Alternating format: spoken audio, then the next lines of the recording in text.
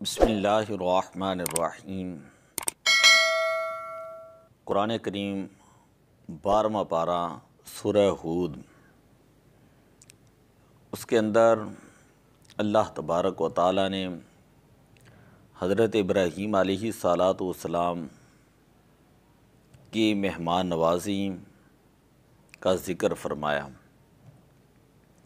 جب حضرت ابراہیم علیہ الصلاۃ والسلام کے پاس چند فرشتے تشریف لائے، بعض نے کہا کہ ان کی تعداد 3 تھی، جبریل امین، میکائیل، اسرافیل علیہم السلام۔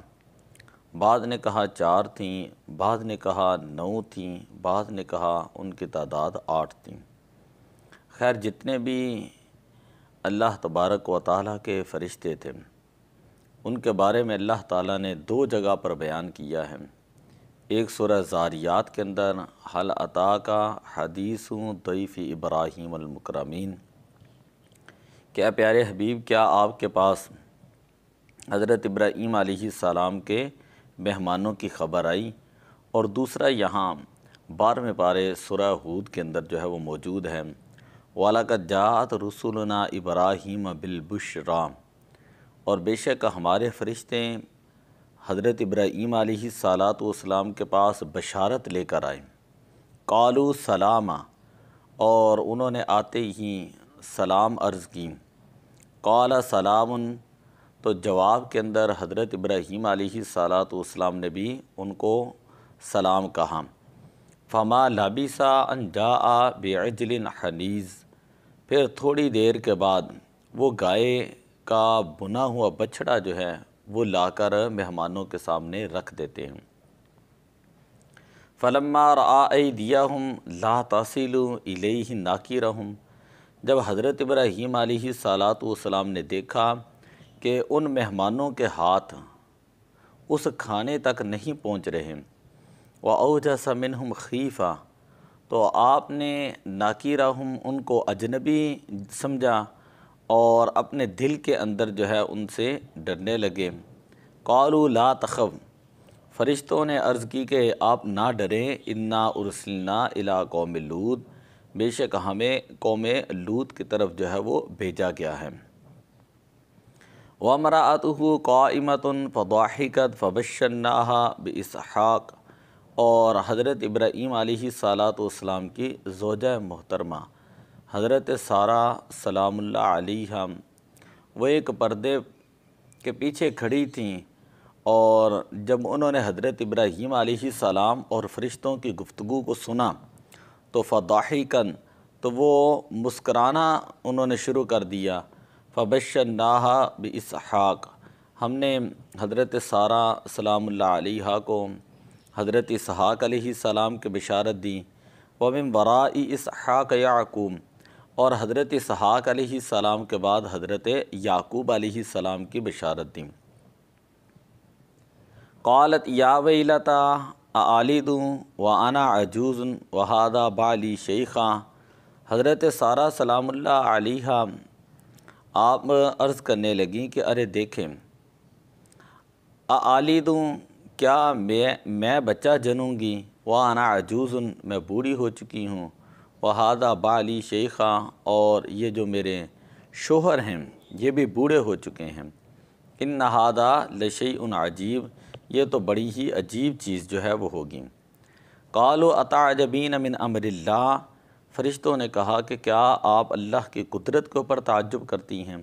رحمت اللہ وبرکاتہ علیکم اہل البیت، اے اہل بیت، تمہارے اوپر اللہ کی رحمتیں ہوں اور اللہ کی برکتیں نازل ہوں۔ انہ حمید مجید، بے شک اللہ تعالی حمد و ثناء کا مستحق ہے، بہت بزرگ ہیں۔ فلما ذہب عن ابراہیم الروع، جب حضرت ابراہیم علیہ الصلاۃ والسلام کا خوف ختم ہو گیا، وجاءتہ البشریٰ یجادلنا فی قوم لوط، اور وہ ہم سے حضرت یعنی قوم لوط کے بارے میں بات کرنے لگے۔ بے شک حضرت ابراہیم علیہ الصلاۃ اللہ سے آہذاری کرنے والے اور اس کی طرف رجوع کرنے والے تھے، تو اللہ تعالیٰ نے فرمایا یا ابراہیم اعرض عن ھذا، کہ اے ابراہیم آپ اس بات کو چھوڑ دیں، انہ قد جاء امر ربک، بے شک آپ کے رب کا حکم آ چکا ہے، وانہم آتیہم عذاب غیر مردود، اور بے شک ان پر ایسا عذاب آنے والا ہے جو ٹلنے والا نہیں ہے۔ سلام کے بارے میں سب سے پہلے چونکہ فرشتوں نے سلام کیا، اس کے بارے میں ایک دو احادیث پاک سماعت فرمائیں۔ حضرت ابو ہریرہ رضی اللہ تعالیٰ عنہ بیان کرتے ہیں، حضور علیہ الصلوۃ والسلام نے ارشاد فرمایا، سوار جو ہے پیدل چلنے والے کو سلام کریں، پیدل چلنے والا بیٹھے ہوئے شخص کو سلام کریں، اور تھوڑے لوگ جو ہیں وہ زیادہ کو سلام کریں۔ ایک مسلمان پر اپنے مسلمان کے لیے 5 چیزیں واجب ہیں: سلام کا جواب دینا، چھینک لینے والے کو الحمدللہ کے جواب میں یرحمک اللہ کہنا، دعوت کو قبول کرنا، مریض کی عیادت کرنا اور جنازے کے ساتھ جانا۔ علامہ حسکفی آپ نے فرمایا کہ ان لوگوں کو سلام کرنا مکروہ ہے، یعنی یہ وہ لوگ ہیں جن کو سلام کرنا مکروہ ہے۔ نمبر 1، جو نماز پڑھ رہا ہو، جو نماز پڑھ رہا ہو اس کو سلام نہیں کرنے چاہیے۔ جو قرآن مجید پڑھ رہا ہوں، حدیث پاک بیان کر رہا ہوں، خطبہ دے رہا ہوں، خطبہ سن رہا ہوں، خطبہ دے رہا اور خطبہ سن رہا ہوں، فقہ کا تکرار کر رہا ہوں، مقدمے کا فیصلہ کر رہا ہوں، کسی فقہی مسئلے میں بحث کر رہا ہوں، اذان دے رہا ہوں، اقامت کہہ رہا ہوں، دینی کتب کا درس دے رہا ہوں، جوان اجنبی عورتوں کو سلام کرنا زیادہ مکروہ ہے کہ اس میں فتنہ ہے۔ بوڑھی عورتوں کو سلام کرنا جائز ہے، بلکہ اگر شہوت کا خوف نہ ہو تو یہ بہتر ہے۔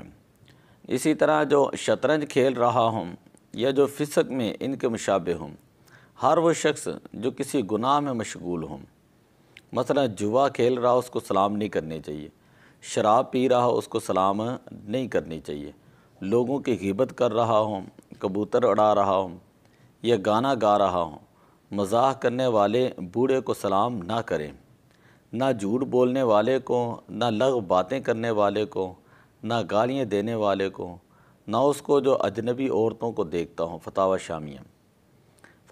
شامی۔ جو شخص اپنی بیوی کے ساتھ دل لگی کر رہا ہوں، کافر ہوں، اور جو شخص برہنہ ہوں اور جو پیشاب پاخانہ میں مشغول ہوں، جو شخص کھانے میں مشغول ہوں یعنی اس کے منہ کے اندر لقمہ ہوں، جو شخص استاد سے سبق پڑھ رہا ہوں، جو شخص تسبیح پڑھ رہا ہوں، اسی طرح ذکر کر رہا ہوں، تلبیہ پڑھ رہا ہوں، یا اونگ رہا ہوں، یا نیند میں ہوں، یا نشہ میں ہو، یا جنون کی حالت میں ہوں، ان تمام لوگوں کو سلام کرنا مکروہ ہے، اور اگر کوئی شخص ان حالتوں میں سلام کرے تو وہ جواب کا مستحق نہیں ہوگا۔ الدر المختار مع رد المختار، جلد نمبر 1 ہے، صفحہ نمبر 415 کے اندر ہے۔ یہ سلام کے حوالے سے چند شرعی مسائل جو ہیں وہ میں نے بیان کیے۔ یحییٰ بن شرف نووی فرماتے ہیں کہ سلام میں پہل کرنا سنت ہے، اس کا جواب دینا واجب ہے۔ تو اگر سلام کرنے والی ایک جماعت ہو تو ان کے حق میں سلام کرنا سنت کفایہ ہے، اور اگر ان میں سے کوئی ایک شخص سلام کرے تو سب کی طرف سے سنت ادا ہو جائے گی۔ جس شخص پر سلام کیا گیا ہو اگر وہ ایک شخص ہو تو اس پر جواب دینا متعین ہے، اور اگر ایک جماعت پر سلام کیا گیا تو جواب دینا فرض کفایہ ہے۔ اگر ان میں سے کوئی ایک شخص بھی جو ہے وہ سلام کا جواب دے دے گا تو فرضیت ساقط ہو جاتی ہیں۔ اس کے علاوہ سلام کے حوالے سے اور بے شمار جو ہے وہ گفتگو ہے، ہم اسی کے اوپر اختصار کرتے ہیں۔ دوسری بات ہے حضرت ابراہیم علیہ السلام نے فرشتوں کی جو ہے وہ مہمان نوازی کی۔ تو مہمان نوازی کے آداب میں سے یہ ہے کہ مہمان کو جلدی کھانا پیش کرنا، اور جو چیز فوراً دستیاب ہو اس کو پیش کر دینا، اس کے بعد دیگر لوازمات جو ہے وہ تلاش کیے جائیں اگر اس کی دسترت میں ہوں، اور زیادہ تکلف کر کے اپنے آپ کو مشقت میں نہ ڈالیں۔ اور مہمان نوازی کرنا یہ آداب اسلام میں سے ہے، انبیاء کا علماء کا، صلحاء کا یہ طریقہ کار ہے۔ حضرت ابراہیم علیہ السلام پہلے آدمی تھے جنہوں نے مہمان نوازی کی۔ ایک دو حدیث پاک مہمان نوازی کے حوالے سے حضرت ابو شریح عدوی رضی اللہ تعالیٰ عنہ بیان کرتے ہیں، حضور علیہ السلام میرے کانوں نے سنا اور میری آنکھوں نے دیکھا جب رسول پاک صلی اللہ علیہ وسلم نے یہ فرمایا، جو شخص اللہ اور آخرت پر ایمان لاتا ہے وہ مہمان کی تکریم کریں اور اس کو جائزہ دیں۔ صحابہ اکرام نے پوچھا، یا رسول اللہ جائزہ کیا ہے؟ فرمایا کہ ایک دن اور ایک رات اس کی خاطر زیادہ خاطر مدارت کرے، یہ جائزہ ہے۔ ایک دن اور ایک رات زیادہ خاطر مدارت کرے، اور 3 دن اس کی ضیافت کرے، یعنی کھانا کھلائے، اور اس سے زیادہ دن اس کی طرف اگر اس سے زیادہ دن گزر جاتے ہیں پھر بھی یہ اس کو کھلاتا ہے تو یہ اس کی طرف سے صدقہ ہے۔ اور جو شخص اللہ پر اور قیامت پر ایمان رکھتا ہے وہ اچھی بات کہے یا خاموش رہے۔ بخاری و مسلم کی یہ متفق علیہ روایت ہے۔ اسی طرح ایک روایت کے اندر یہ ہے کہ حضور علیہ السلام نے فرمایا مہمان نوازی 3 دن ہے اور جائزہ خاطر مدارت جو ہے 1 دن ہے۔ اور اگر کسی مسلمان کے لیے جائز نہیں کہ وہ اپنے بھائی کے پاس اتنے دن قیام کرے کہ اس کو گناہ کے اندر مبتلا کر دیں۔ صحابہ اکرام نے پوچھا، یا رسول اللہ وہ اس کو گناہ میں کیسے مبتلا کرے گا؟ فرمایا کہ وہ اس کے پاس ایسی حالت میں قیام کرے کہ اس کے پاس اس کی مہمان نوازی کے لیے کچھ بھی نہ ہو۔ تو جائزہ کا معنی ہے کہ مہمان کو تحفہ وغیرہ پیش کرنا، اور جہاں تک ممکن ہو سکے اس کے لیے جو ہے وہ کھانا جو ہے وہ اہتمام کرنا۔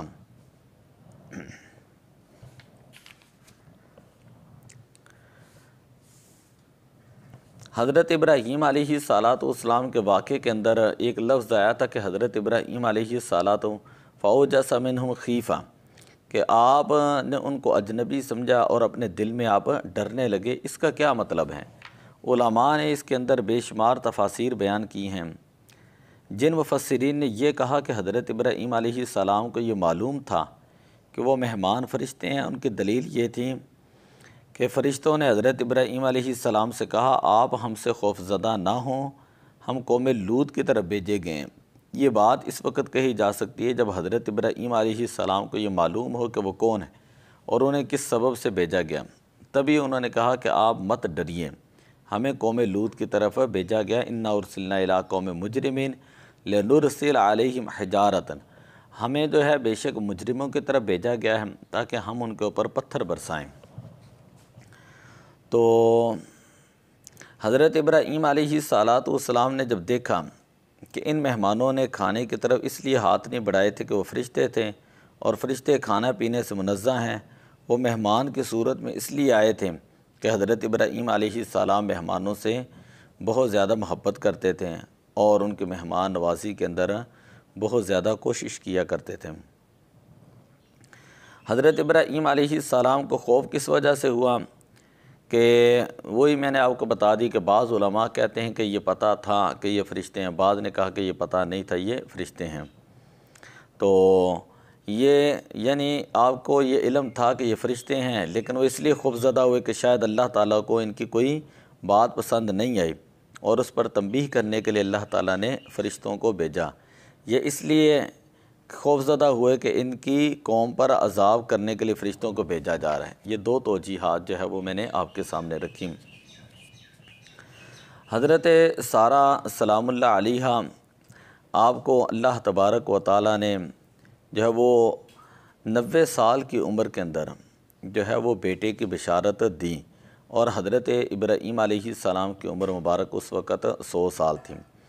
تو جب آپ نے بشارت کو سنا کہ آپ کے ہاں بیٹا پیدا ہوگا حضرت اسحاق علیہ السلام، تو اس بات کو سن کر جو ہے وہ آپ نے تعجب بھی فرمایا اور آپ تھوڑا سا مسکرائیں بھی کہ یہ خوشخبری تھی، اور اس کے بعد یعقوب علیہ السلام پیدا ہوں گے۔ تو اس وجہ سے حضرت سارہ سلام اللہ علیہا آپ نے جو ہے وہ مسکراہٹ فرمائی۔ تو حضرت ابراہیم علیہ السلام جو ہیں وہ بڑے مہمان نواز تھے، جس کا ذکر جو ہے ان آیات کے اندر جو ہے وہ کیا گیا، آپ کے یہ خصوصیات میں سے ہے کہ سب سے پہلے مہمان نواز جو ہے وہ آپ تھے، تو دعا ہے کہ اللہ تبارک و تعالی عمل کی توفیق عطا فرمائے۔ الصلاۃ والسلام علیک یا رسول اللہ۔